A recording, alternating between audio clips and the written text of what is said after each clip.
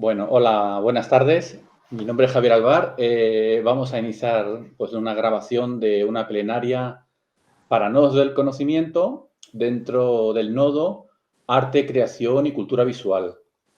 Y bueno, pues tenemos aquí a Vita, que es Vita Martínez, es socióloga y también estudia en arte, trabaja desde la sociología y el arte. Tenemos a Cintia Mazorra, que trabaja en diseño e inteligencia artificial, a Miguel Ranilla, que junto conmigo, pues bueno, somos los dos profesores de la Facultad de Bellas Artes de la Universidad Complutense dentro del Departamento de Formación Artística. Entonces, bueno, vamos a compartir una serie de experiencias, quizá de forma, en este caso, en esta plenaria, de forma transversal, donde tocaremos muchos temas, a modo de diálogo, a ver si surge, bueno, a un diálogo donde surgirán, bueno, pues ideas interesantes que esperemos que os gusten. Vamos a empezar un poco primero con Vita, para que nos cuente un poco su idea, ¿no?, sobre el arte desde la sociología, ¿no?, y la transversalidad del arte, ¿no? Bueno, ¿cuál es tu opinión, Vita? Bueno, muchas veces pues me han preguntado que qué pinta una socióloga, ¿no?, en esto del arte, ¿no? Bueno, aquí podría decir muchas cosas, ¿no? Pero lo primero es que la sociología hay algo que hace muy bien, ¿no? Y es diferenciar y establecer categorías, ¿no? Entonces, pues, ¿qué pinta una socióloga en esto del arte? Bueno, pues algo que tenemos en común todos los seres humanos de todas las épocas históricas es la práctica artista, es decir, la práctica artística, perdón.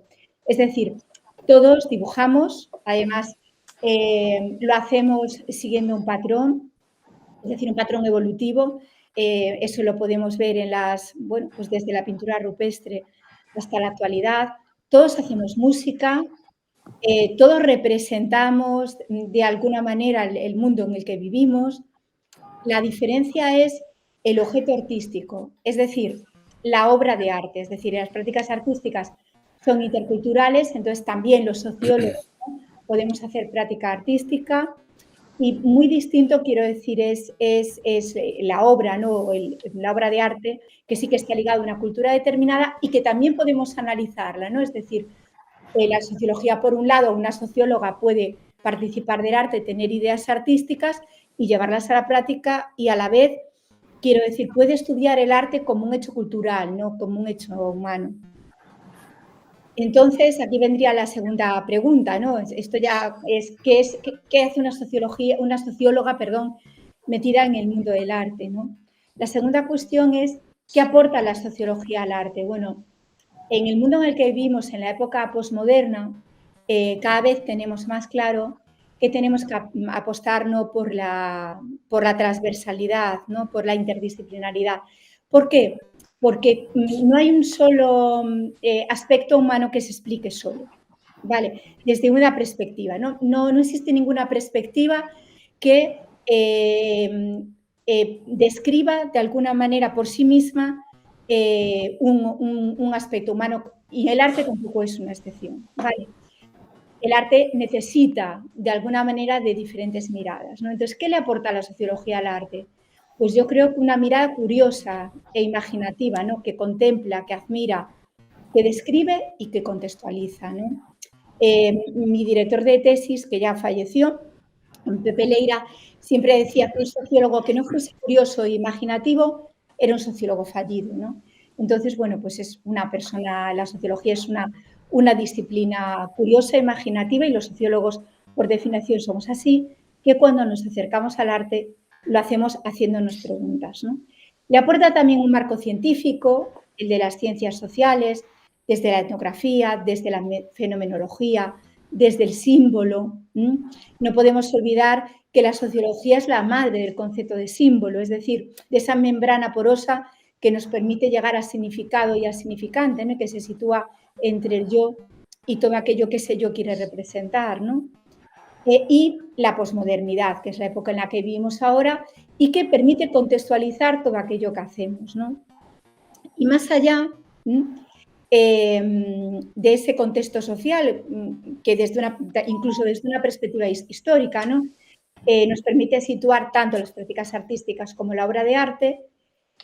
La sociología es una oportunidad, ofrece a las artes una oportunidad de profundizar en sus potencialidades, ¿no? Es decir, en todo aquello que pueda aportar a lo humano.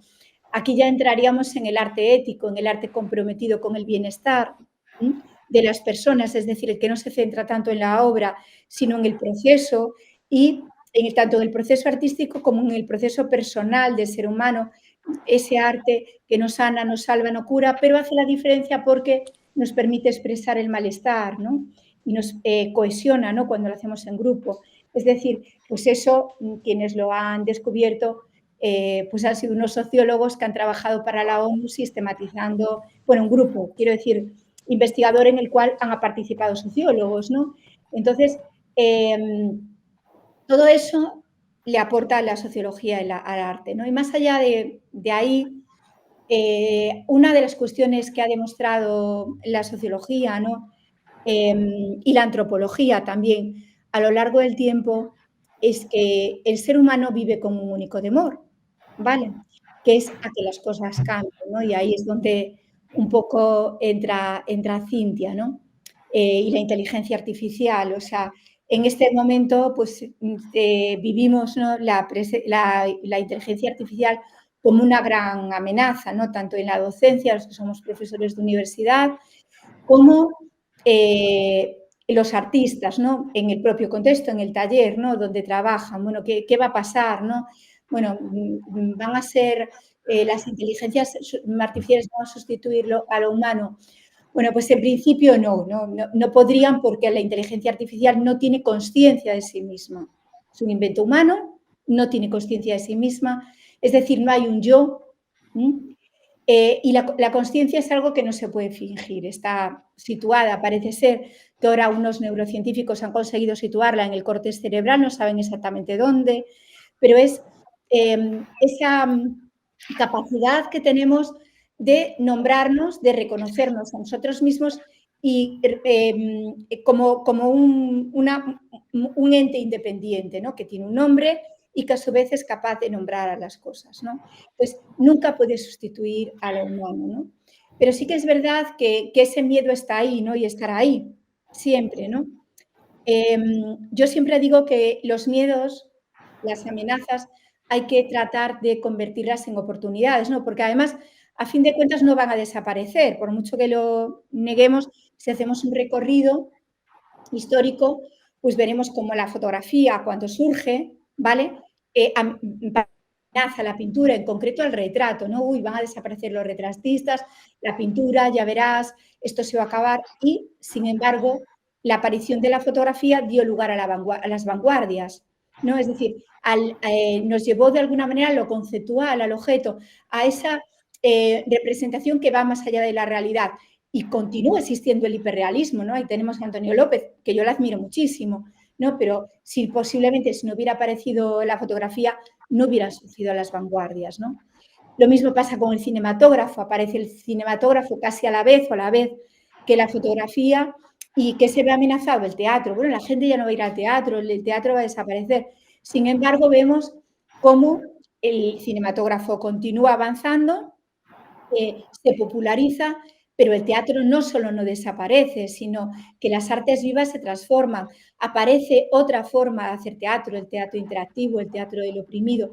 Es decir, un poco se va transformando la forma de representar todo lo humano que nos envuelve, ¿no?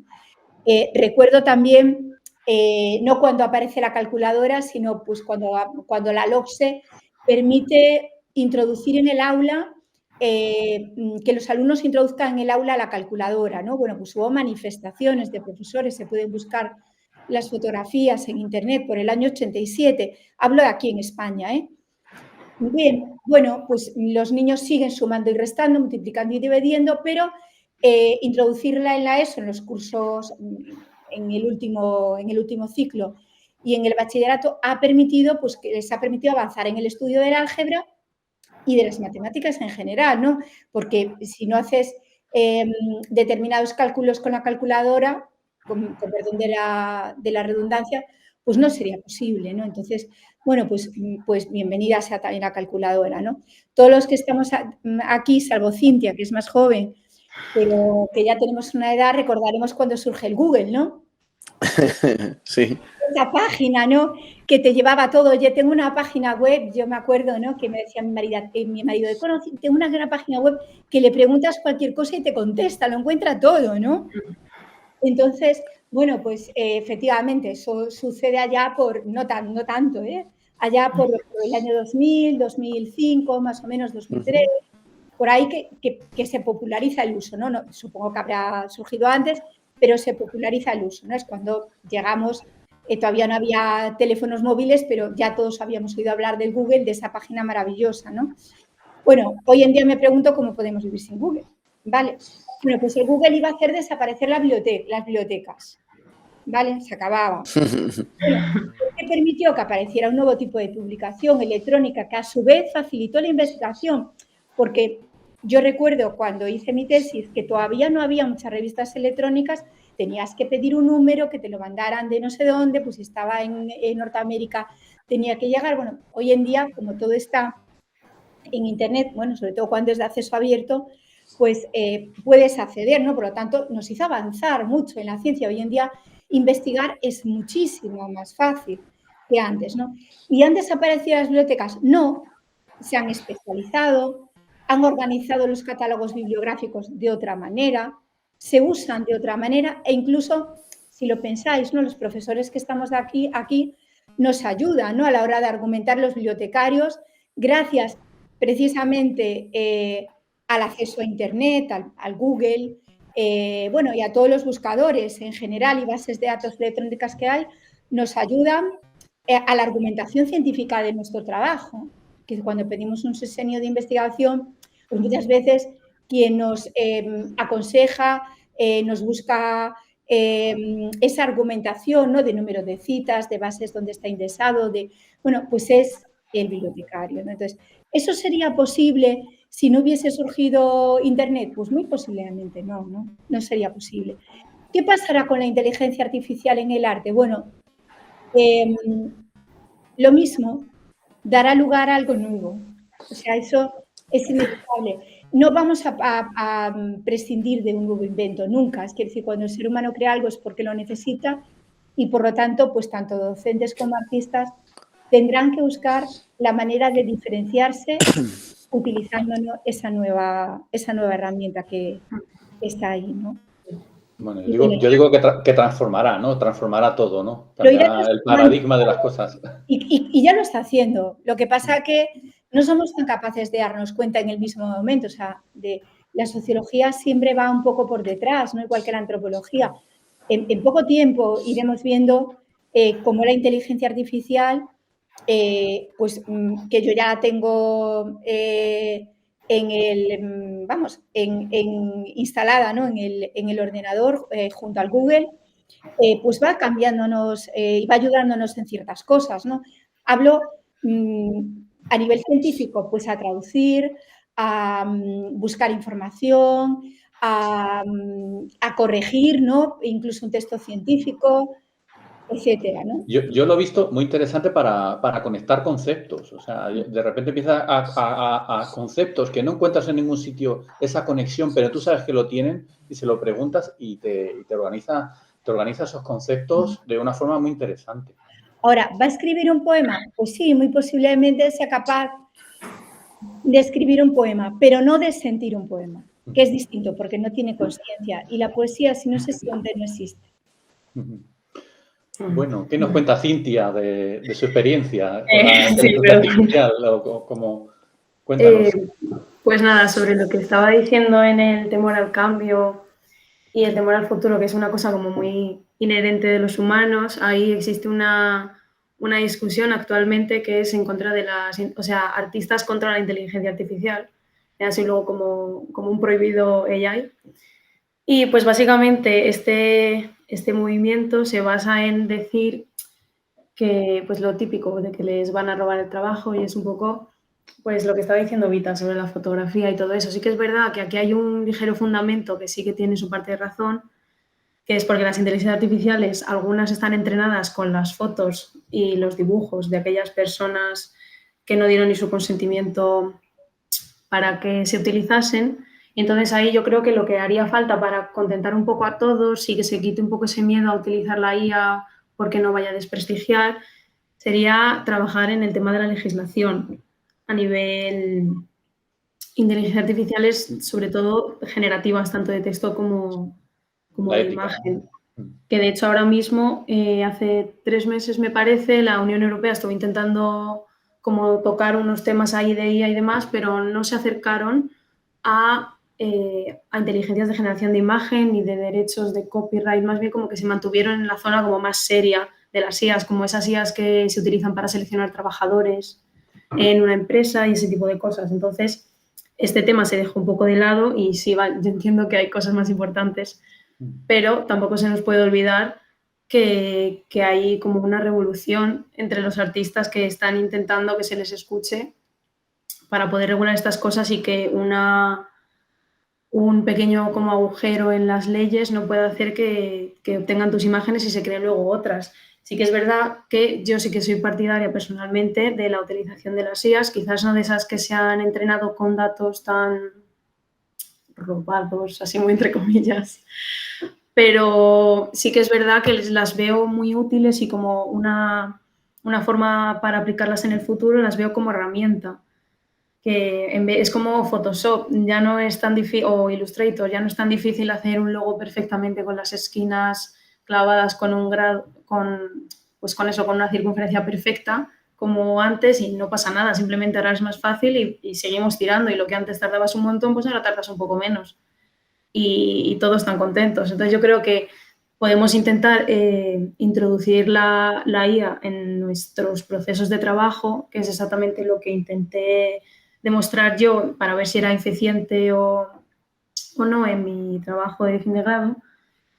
Y pues básicamente lo que pude comprobar es eso, que son muy capaces. Sí que es verdad que hay que intentar como aprender a usarlas, porque están los prompts, ¿no? Como las entradas de texto que tú les tienes que poner. Hay formas específicas de ponerlos para que sean más receptivos, como que funcionen mejor.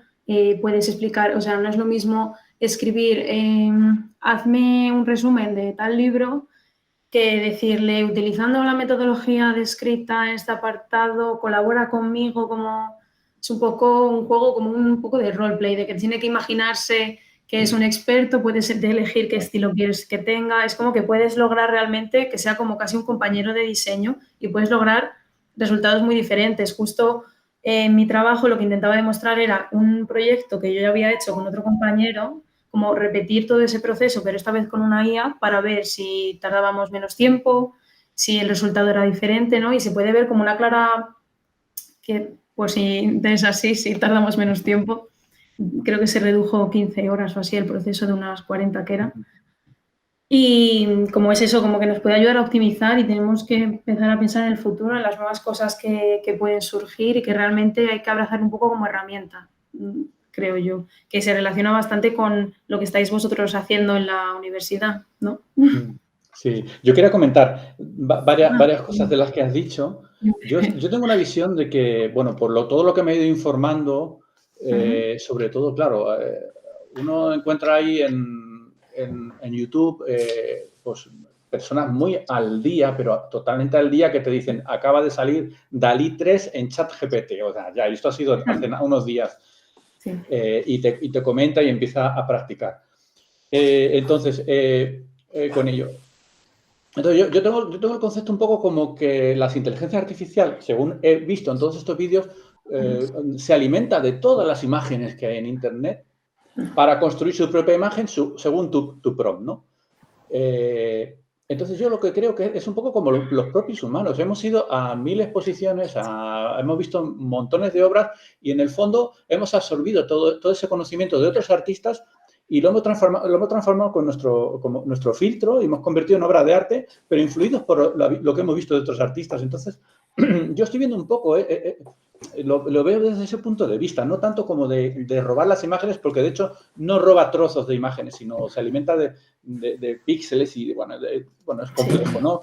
Y luego también otra cosa, con respecto a los prompts, que bueno, claro, que yo veo los prompts como las búsquedas avanzadas. Cuando vas a buscar una bibliografía, haces una revisión bibliográfica en la Web of Science o en Scopus o en Google Académico, no es lo mismo buscar sin los conectores booleanos que te salen, por ejemplo, 1 millón de resultados, que utilizar los booleanos, que en el fondo es una búsqueda avanzada y que una buena construcción de prompt contextualiza bien la pregunta y la respuesta es mucho más certera y más diana, ¿no? Así es un poco como lo veo yo en lo que comentabas. Sí. Sí, de hecho es que existen hasta páginas web como guías para hacer buenos prompts dependiendo del programa al que quieras aplicarlo. También existen estudios en los que puedes hay algunos que, por ejemplo, para la generación de imagen lo dividen como en 6 categorías, que sería como, ahora mismo no me acuerdo del todo bien, pero como la base, un multiplicador para dar más importancia a ciertos conceptos, una cosa a la que llaman como palabras mágicas, que es como darle un poco de tu toque, los estilos, la resolución. Es que si ves como prompts avanzados, sobre todo de imágenes, es como que dices, no sé ni qué estás escribiendo. A lo que decíais antes de capturar imágenes, ¿no? de robar, ¿no? Sí. Claro, eso es bien delimitarlo, ¿no? Y está bien establecer unas normas éticas y está bien, ¿no? Pero a mí me parece que va a ser muy difícil, ¿no? Porque, a ver, desde mi punto de vista, como decía Javi, ¿no? Todos tenemos un imaginario construido, ¿no? Y lo construimos a través de lo que percibimos con los sentidos, ¿no? El niño cuando nace va construyendo un yo y un mundo, y ese yo se contextualiza en torno al mundo en el que vive, percibe y siente, ¿no? Entonces, nos encontramos pues con que, por ejemplo, todos los que estamos aquí, casi todos los alumnos, personas de España, van a identificar las meninas. Y es más, me estaba acordando ahora de que el otro día, pues pasando por la facultad, estaban un grupo de alumnos haciendo un collage, no para una asignatura de arte, y, por ejemplo, pues habían cogido un trozo de las meninas de Velázquez, ¿no? Bueno, pues es de Velázquez. Claro, todo el mundo lo identifica. ¿Qué pasa? Que todo el mundo lo identifica. O sea, ahí hay una autoría que, aunque está implícita... Es un apropiacionismo, pero que se permite en arte, claro. O sea, que está permitido. Es collage, ¿no? Que está ahí, ¿no? Entonces, ¿hasta qué punto a mí, muchas veces cuando escribo poesía me dicen, Gaby, es que fíjate, me recuerdas a Gloria Fuertes? Claro, yo la leí mucho de niña. Pues muy posiblemente cuando yo escribo, claro, hay mucha reminiscencia de Neruda, está ahí, claro. Yo puedo reconocerlo abiertamente, pero a fin de cuentas es una construcción que está hecha. Yo recuerdo a mi madre recitándome a Lorca, recitándome a Gloria Fuertes, ¿no? De niña. Bueno, pues la poeta que llevo dentro, claro, lleva todo eso, ¿no? Con ella, ¿no? Y ahora mismo, además, que vivimos en un mundo, en el mundo de la imagen, que no es que lo diga yo, lo dice Bauman, que murió recientemente, Auger, lo dice, quiero decir, en ese mundo, lo dice Baudrillard, en esa hiperrealidad en la que vivimos, el mundo está compuesto por una serie de imágenes que se repiten y que incluso ya no te impactan. O sea, en Coruña ha pasado que una turista se ha quejado porque el día que ha venido a ver a la Torre de Hércules está cubierta por la niebla, ¿no? Entonces, a ver si el ayuntamiento podía hacer algo. Claro, porque ya había visto las imágenes en Twitter y no eran esas.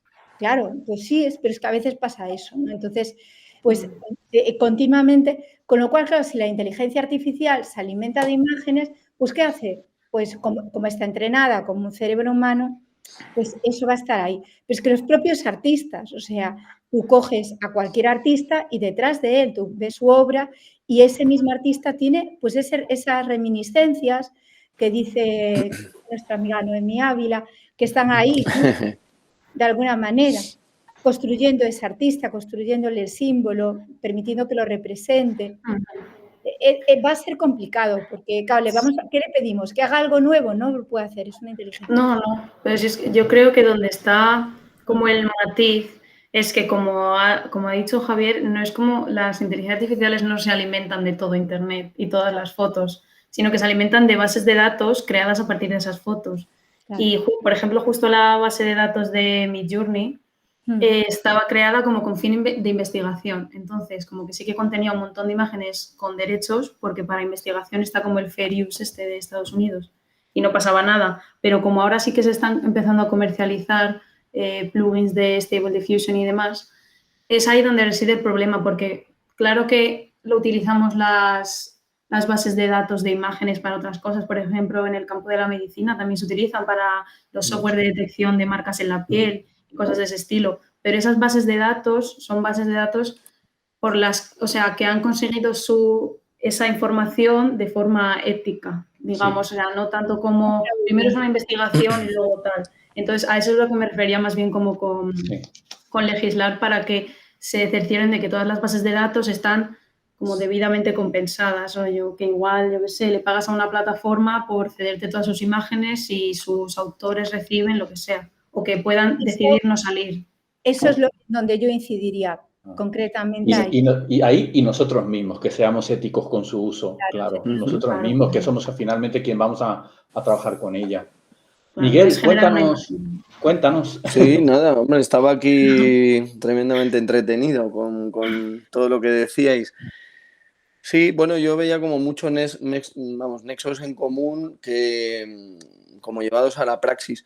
Yo creo que comentaba hace un instante, cuando charlábamos, comentaba hace un instante que yo creo que uno de los hándicaps que vemos en gran parte de los alumnos de Bellas Artes de últimos cursos, dos problemas fundamentales. Uno, principalmente, es la carencias culturales, ¿no? Un gran problema de textos leídos, en fin. Es decir, ese hándicap al que nos empuja la cultura visual, que es lo que mencionábamos un poco de soslayo con este mundo de la imagen, ¿no? Y del rollo Dalí, ¿no? De que todas esas imágenes, todo ese cosmos, al final parece que hacemos como un patchwork y es lo que después deconstruimos y reconstruimos para generar una propia propuesta nuestra artística, ¿no? Pero bueno, claro, evidentemente estas representaciones se observa que tienen como mucho deje de esas herencias y pues esos estilos, ¿no? Que hemos ido observando, ¿no?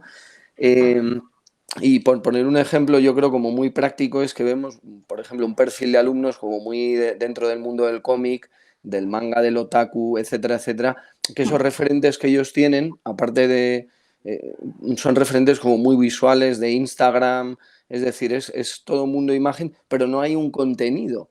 Entonces, como muy bien, ya digo, por hilar un poco lo que mencionabais, creo que es muy interesante el considerar, como muy bien mencionabais, cómo el ChatGPT es una herramienta que al final nos puede permitir gestionar una parte del conocimiento, ¿no? Entonces, hemos tratado que esas carencias culturales que tenían los alumnos y con el fin de empujar a los alumnos a mejores propuestas creativas y salir un poco de ese hándicap del mundo de la imagen, bueno, pues lo que hemos hecho es generar, digamos, como revisiones sistemáticas de temáticas que les pudieran interesar, como para crear por lo menos un marco de conocimiento que pueda mejorar esos conceptos que ellos tienen, ¿no? Por poner un ejemplo, imaginemos que un alumno quiere hacer una obra sobre feminismo, pero nunca ha leído ningún libro sobre feminismo, ni conoce el WIT, ni el GAT, o sea, no tiene ni idea del feminismo. Entonces lo que intentamos es como plantarle delante a través de revisiones bibliográficas y revisiones sistemáticas, que intente buscar una serie de artículos y a través de ese constructo y de esa revisión sistemática pueda sacar una información que por lo menos le genere una opinión.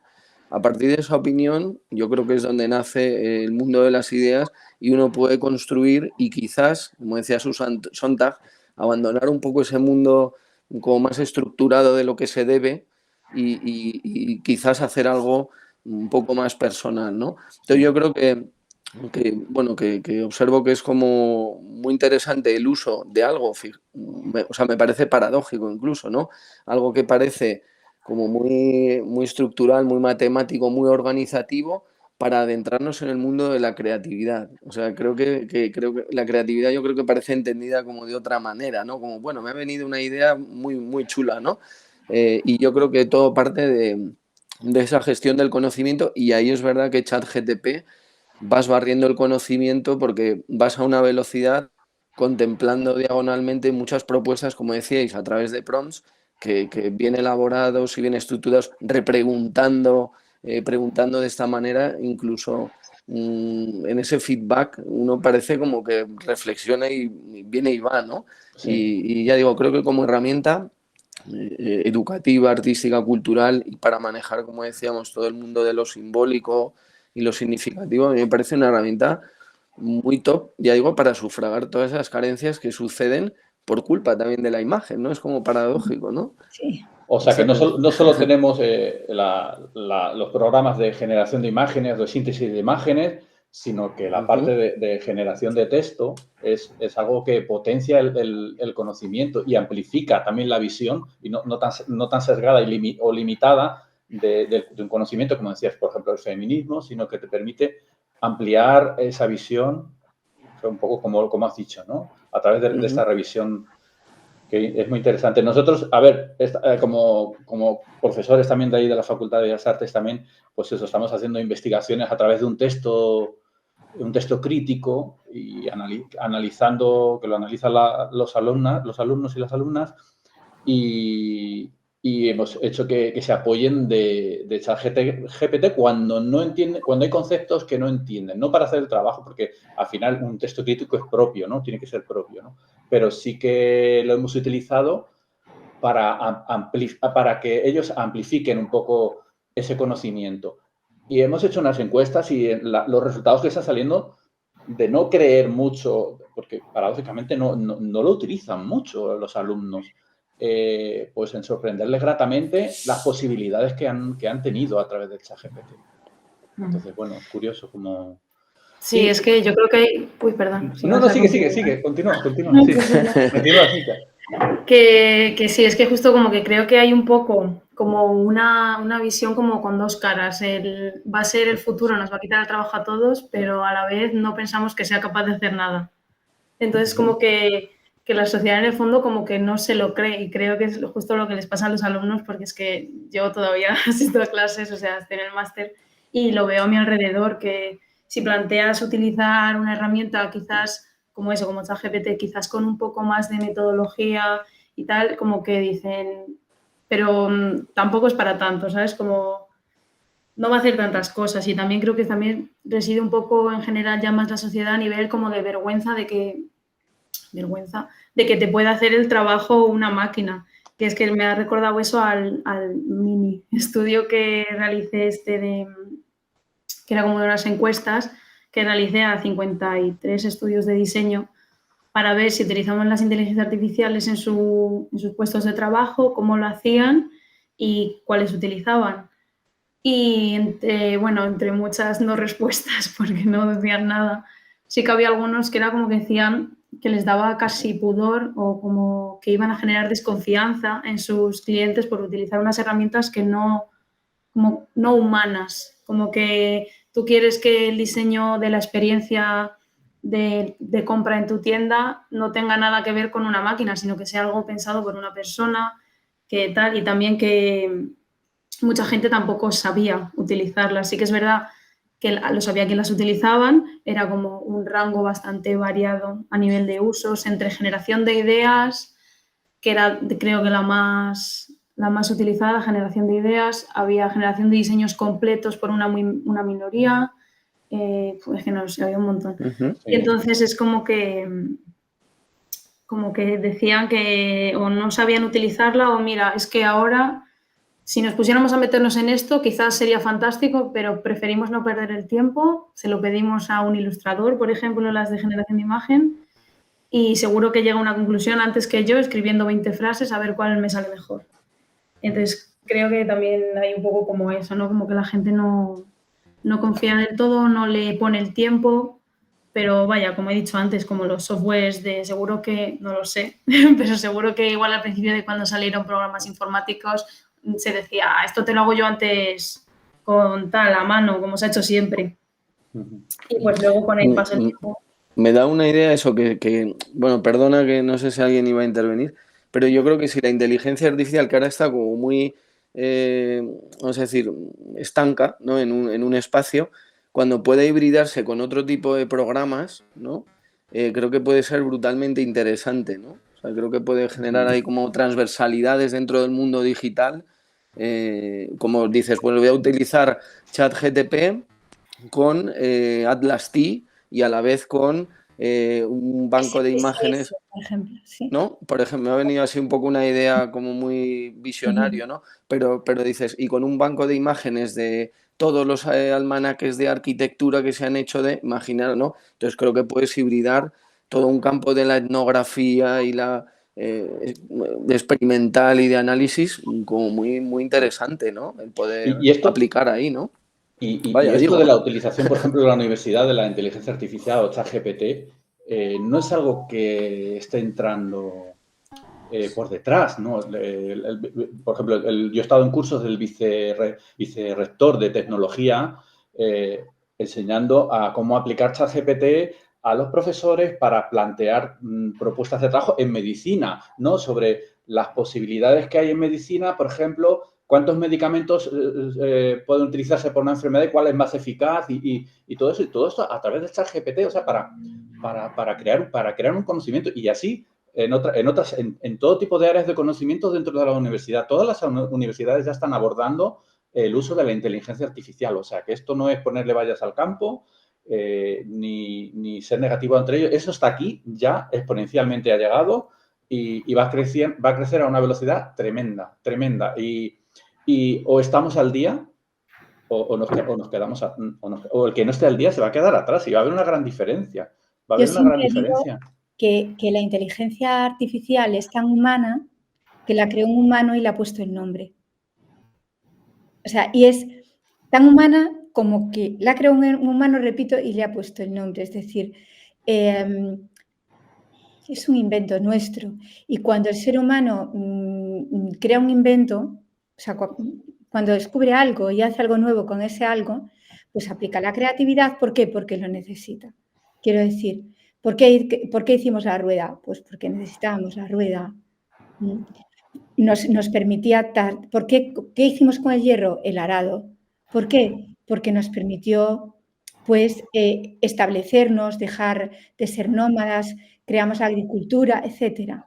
Quiero decir, entonces es tan humana como que la inventó un humano, un grupo de humanos, seguramente habría algún sociólogo. Yo es que nos meto por todas partes. Siempre digo, pon un sociólogo en tu vida y verás que te alegra.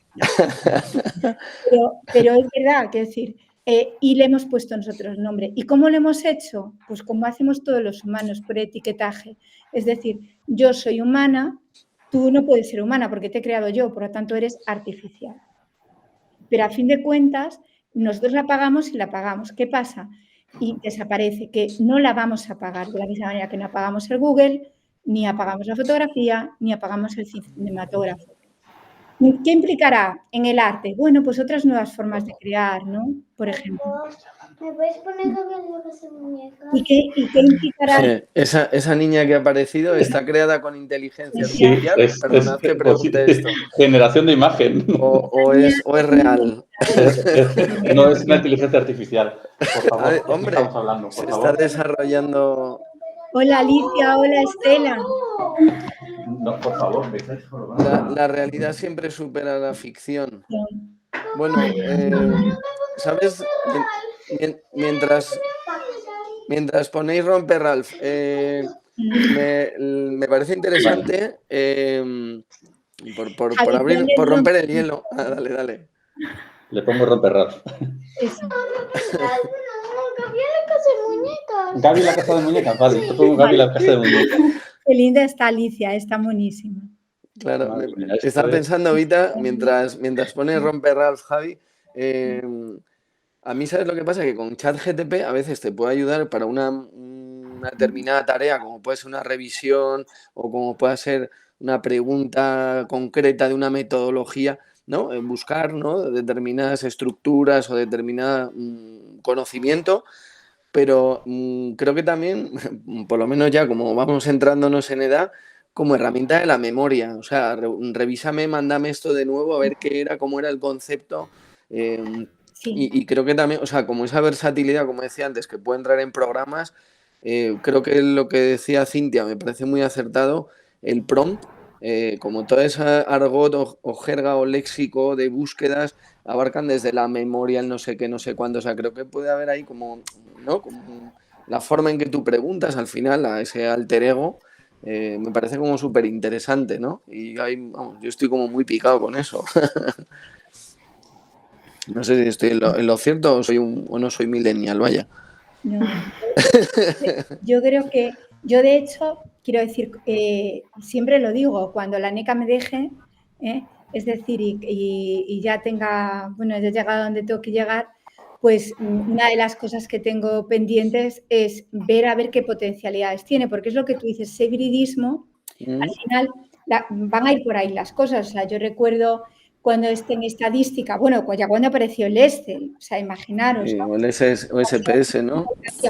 Aquello ya fue la Sí, pana de la sí. gana. Ahora imaginaros los profesores sacar las notas medias sin el Excel. Sí, sí. Yo me hago una pregunta. Ahora me imagino nos están viendo desde las artes, ¿no? Desde todo tipo del campo de las artes. Claro, nos están viendo como muy teóricos, ¿no? Porque la persona de las artes que se dedica a la producción artística, ¿cómo veis con el tema de la inteligencia artificial? Porque yo sé que desde Estados Unidos yo ya he leído artículos de personas que están un poco generando imágenes y luego transformándolas, o sea, un poco destrozando un poco esas imágenes que genera la inteligencia artificial. ¿Cómo lo ven? Y luego también otra cosa. Bueno, luego hago otra pregunta. ¿Cómo creéis que lo están viendo? Bueno, yo iba a comentar, perdón, brevemente, nada, muy breve. Yo creo que en las artes plásticas y fundamentándome en un montón de textos, como decíamos antes, si mencionábamos a Sontag, a Capruf, a Fernando Castro Flores, o sea, hay como una tirada de un montón de pensadores, de filósofos, etcétera, etcétera, que ya estaban vaticinando grandes problemas en la creatividad en las artes, ¿no?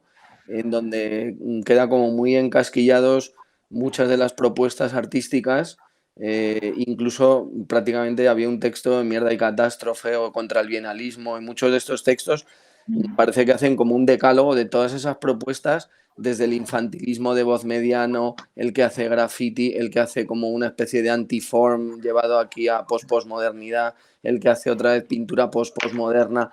Y al final yo creo que hay muchas respuestas, se te ha ido la imagen creo, Javi, un montón de respuestas que desde mi punto de vista cuando uno va a una galería y demás, yo personalmente me sorprendo poco, o sea, me sorprendo casi de determinadas propuestas artísticas que creo que tienen mucha carencia de discurso y de propuesta. O sea, eso es lo que yo por lo menos siendo crítico a lo que veo, vaya.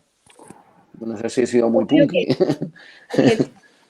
que desde ese punto de vista que decía antes, que la inteligencia artificial es tan humana que la ha creado un humano y le ha puesto el nombre y la ha nombrado por oposición a lo que el ser humano no es, que es artificial, el artista tiene que estar tranquilo, quiero decir, porque la inteligencia artificial no tiene consciencia. No tiene un yo, no es un yo, no se percibe como una identidad y por lo tanto no siente. Puede hacer cosas, pero va a hacer en base a todo aquello que se alimente. Quiero decir, para ser creativo uno tiene que tener consciencia. Y ¿Qué pasa? Que sí que es verdad que yo ahí coincido con Miguel, que cada vez que necesitamos salvarnos de la imagen. ¿Vale? ¿Por qué? Porque cada vez nos vemos absorbidos por tal flujo de imágenes que se emiten a tal velocidad que poco a poco nos va matando la sensibilidad, nos va matando la creatividad. Digo la sensibilidad porque somos capaces de cenar tranquilamente viendo cómo caen las bombas en Ucrania, por ejemplo. Estamos cenando como si nada, ¿no? Está muriendo gente, pero como no vemos la sangre, bueno, pues... Nos dan más pena los perros que no puedan ni salir a la calle. Exactamente, quiero decir que es verdad que hay que salvarse, ¿no? de esa hiperrealidad que está continuamente y sí que hay, yo creo que mucha menos creatividad. También los imaginarios que traen hoy en día, que también lo decía Miguel, los alumnos son realmente pobres, pero realmente pobres, ¿no? O sea, prácticamente hay que llevarles de la mano y abrirles el mundo. Dice, mira, esto también está ahí, ¿no? Y eso no nos olvidemos. Es una cuestión de la familia, pero también es una cuestión de los profesores, de los educadores, de arte, de música, quiero decir, bueno, de toda el área, ¿no? Y en general un poco de todos como sociedad. Pues si consumimos vorazmente muchas imágenes, somos, como decía Auger, consumidores voraces de monumentos y de obras de arte. Nos vemos el Prado en 2 horas, vamos en un crucero y estamos en Coruña a mediodía, otro a mediodía en Lisboa, otro mediodía. Bueno, hablo de la costa atlántica porque tengo que ponerla en valor, evidentemente. Pero el Mediterráneo sería lo mismo, ¿no? Y he visto tal, pero en realidad no conocemos nada, no profundizamos, ¿no? Entonces, quizás convendría quedarse un poco quieto, percibir y sentir el mundo, dejarse, como dice Tony Raquejo, decir por él, ¿no? Para poder decirlo. Y eso yo pienso y creo, pero firmemente, que jamás lo va a hacer una inteligencia artificial. O sea, la podremos seguir alimentando. De hecho, a mí ya me ha preguntado un par de veces, de eso no sé mucho, cuéntame más. Le he dicho, no me interesa, ¿no? Entonces, sí que creo que hay un mundo detrás de la inteligencia artificial también desde un punto de vista ético que habría que tocar, que es todas las personas que alimentan y que le meten datos a la inteligencia artificial, esos mineros de datos que no están en el primer mundo, sino que están en el tercer mundo y se dedican a llenar la inteligencia artificial pues, de esos datos a un precio realmente irrisorio, ¿no? Entonces, a nivel ético está el investigador o el artista que la utiliza de una manera fraudulenta, que debería de reconsiderarlo. Está la propia empresa que utiliza mineros a bajo coste para que la inteligencia artificial aprenda, porque no es capaz de aprender por sí misma, no tiene conciencia. Y, por otro lado, bueno, pues está la apropiación indebida, pues eso, pues de determinadas cuestiones que están ahí, ¿no? Pues yo creo que es una mirada plural y diversa que tenemos que hacer, ¿no? Y que replantearnos de una manera ética. ¿Desaparecer? No, no va a desaparecer. Pero pensad, la impresora 3D, ya no me voy en la inteligencia artificial. ¿Cuántos Davides de Miguel Ángel me hace igual de perfectos? Bueno, yo quería hablar de ética y quería hablar de la estética. Y ahora lo voy a comentar un poco con Cintia.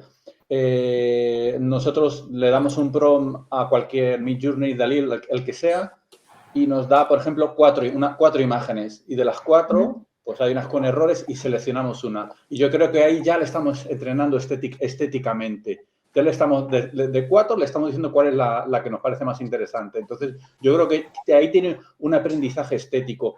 Y esto, cuando empecé el año pasado a ver todos estos programas, un youtuber que divulgaba contenidos en ese sentido decía que no, estéticamente no lo criticamos. Y de repente hace poco vi otro vídeo y decía, pero si estamos seleccionando una obra, la inteligencia artificial estéticamente está aprendiendo de nosotros. Y justo hace poco vi un vídeo y dice, si seleccionamos una, aprende estéticamente. Digo, mira, lo que negaban con anterioridad, ahora lo está afirmando. Y es algo que yo estaba pensando. Digo, si estamos seleccionando una imagen de 4, ya estamos entrenando estéticamente. ¿Qué opinas tú de eso, Cintia? Que creo que quizás esa anterior opinión sobre que cuando tú interactúas con una inteligencia artificial te tiene en cuenta para aprender, creo que pensar que eso no es así, como que dice mucho de cuánto sabes sobre cómo se crean ese tipo de inteligencias artificiales. Porque creo que justamente así es como se entrenan. Después de que tú les has metido un montón de datos y están encontrando los patrones entre los datos y los textos que tienen asociados y ese etiquetado y tal. Como que justo después, para saber cómo lo están haciendo, creo que es exactamente la participación del humano en la que empieza a decírsela.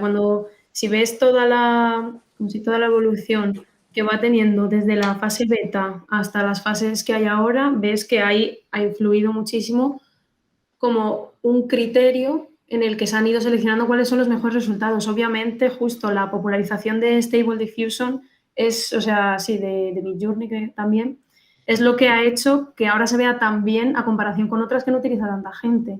Porque al estar millones y millones de usuarios al día diciéndole estas son las buenas imágenes, como crea más así, es justo como estas inteligencias se entrenan. O sea, es como un poco de concepto que tampoco sé si lo he dicho yo muy bien, bueno, no soy ingeniera informática, Igual. pero... Sí, un algoritmo, ¿no? Al final. Sí. Bueno, se generan muchas por pareidolias, ¿no? De objetos, ¿no? Y van construyendo por pareidolias. Por eso veíamos esas primeras imágenes un poco Francis Bacon, esas caras medio retorcidas o con pareidolias de objetos.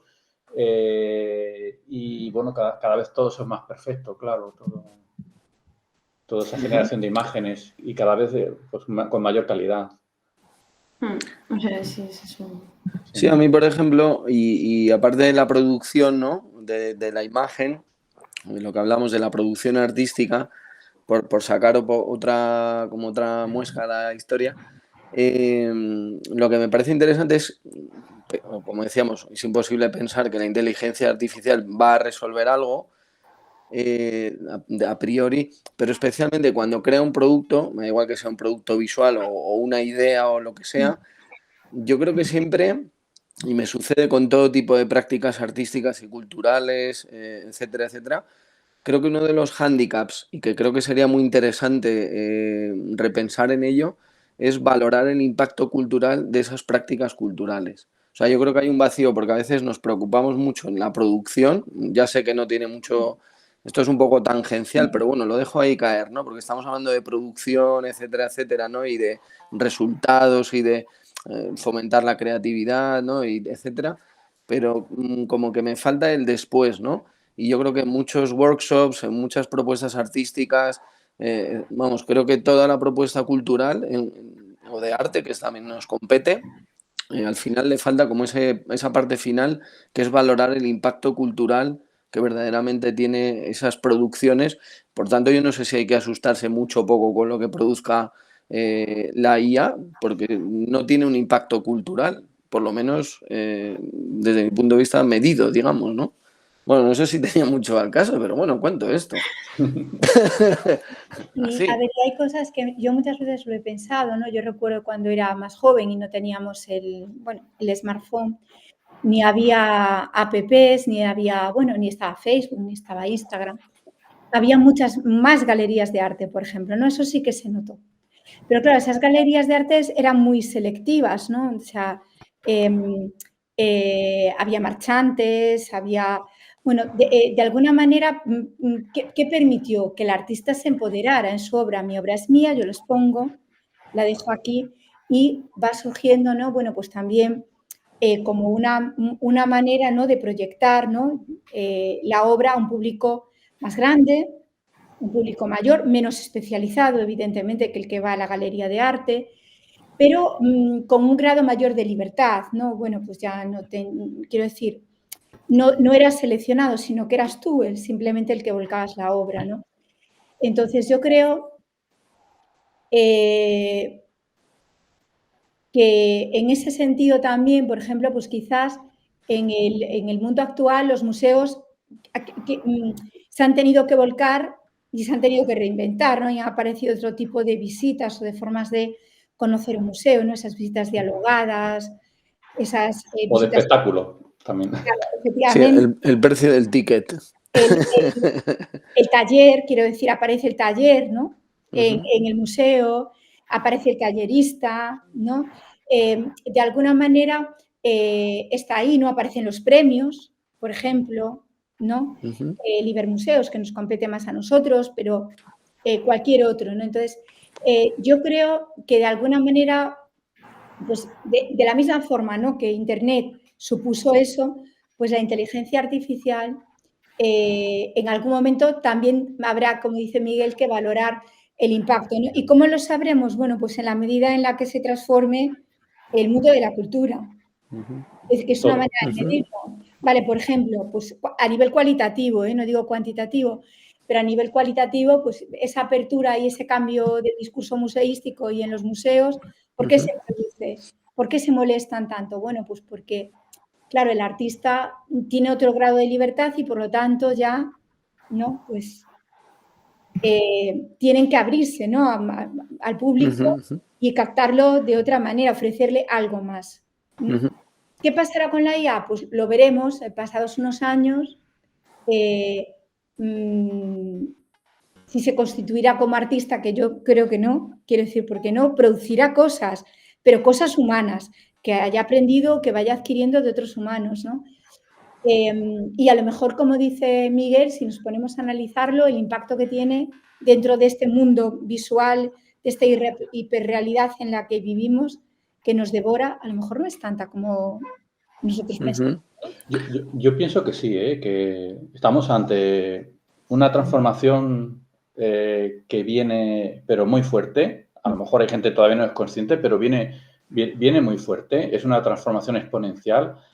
Nos va a imbuir a todos en una, bueno, al artista, pero no solo al artista, sino a toda la sociedad en una inestabilidad, porque va a haber una transformación. Simplemente apareció Amazon, ¿qué pasó con las tiendas?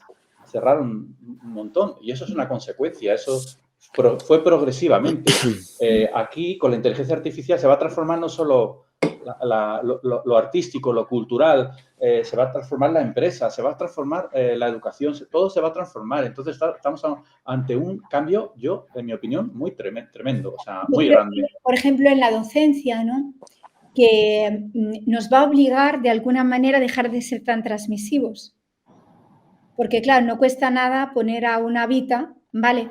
Que además será más mona y hablará mejor, que hable continuamente y que explique, pues, por ejemplo, el museo como recurso para infantil o para primaria, ¿vale? Pues lo hará.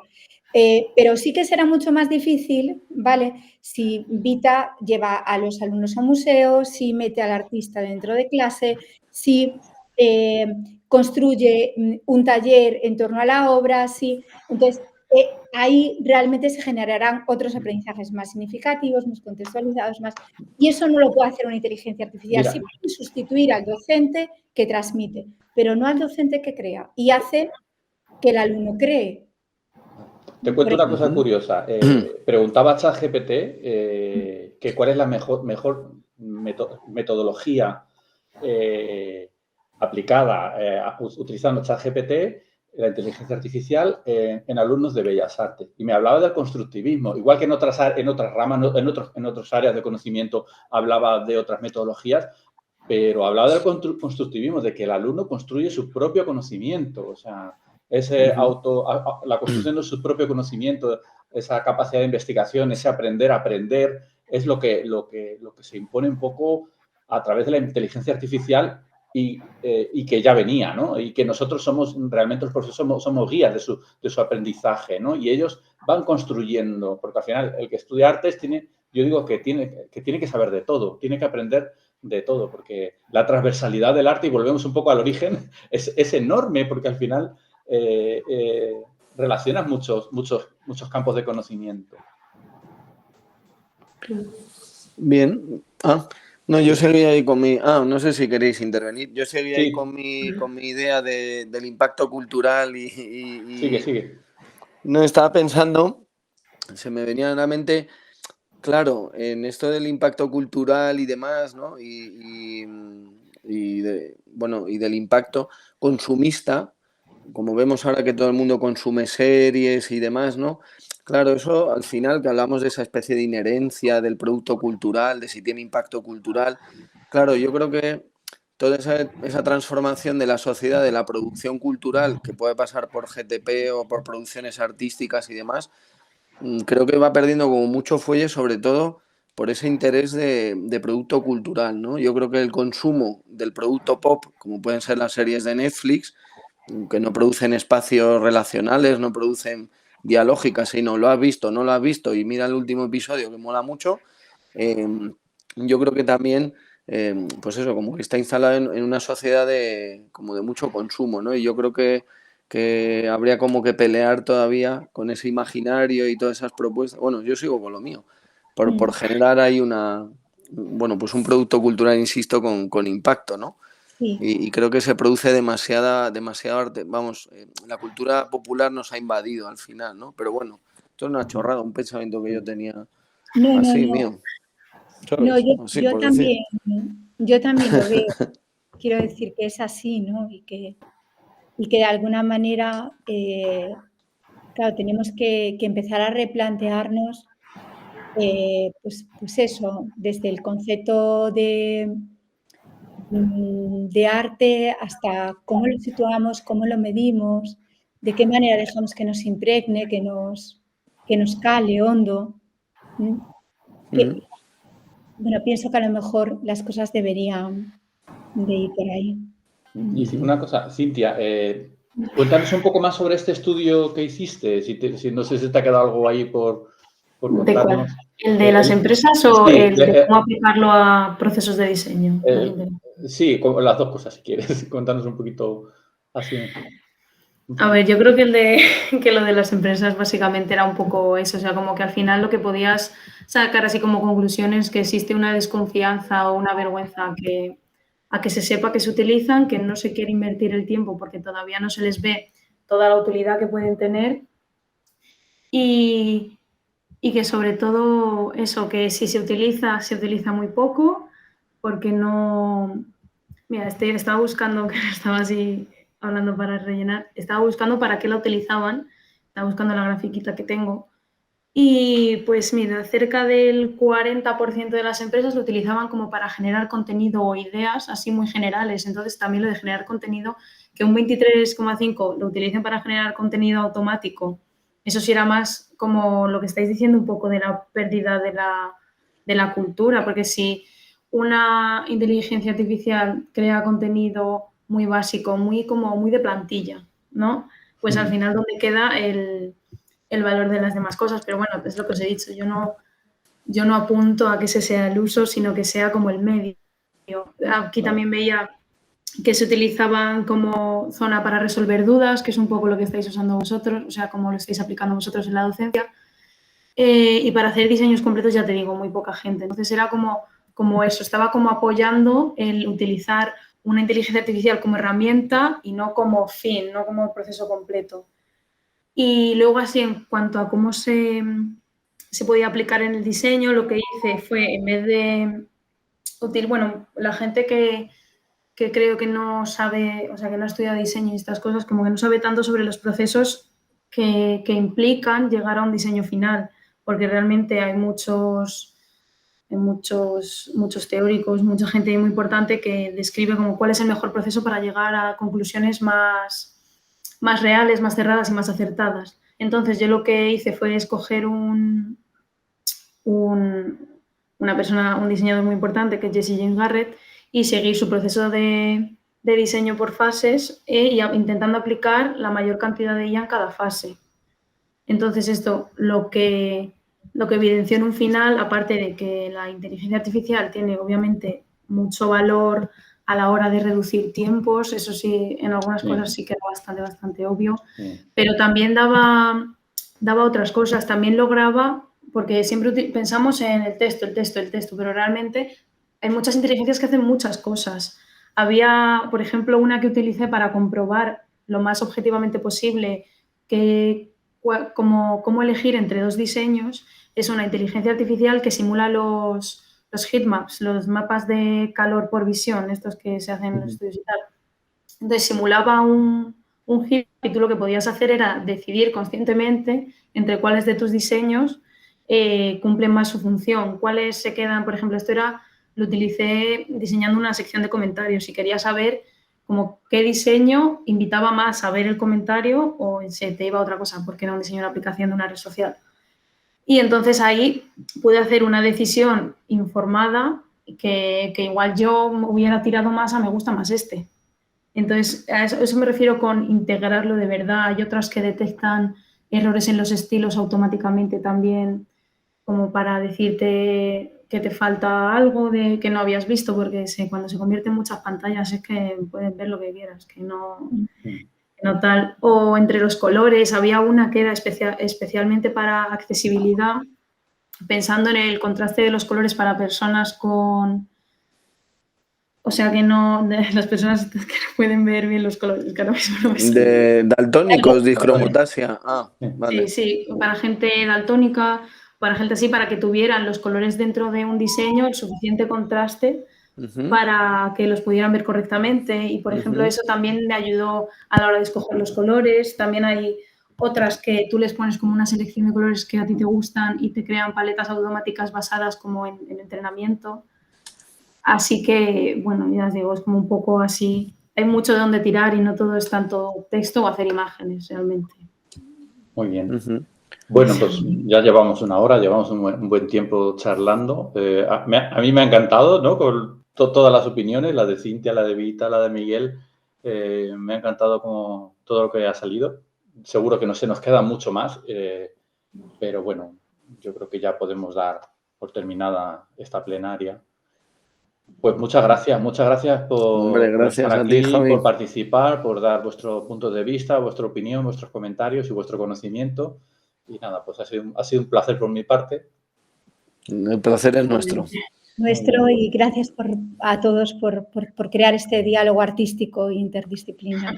Yo he aprendido mucho, me ha servido de mucho. Sí. Pues muchas gracias. Sí, yo también me ha gustado mucho. Así que nada, saludos a todos, a Cintia, a Vita y a Javi. Muy bien, pues Gracias. nada, muchas gracias. Detengo ya la grabación y hasta la próxima.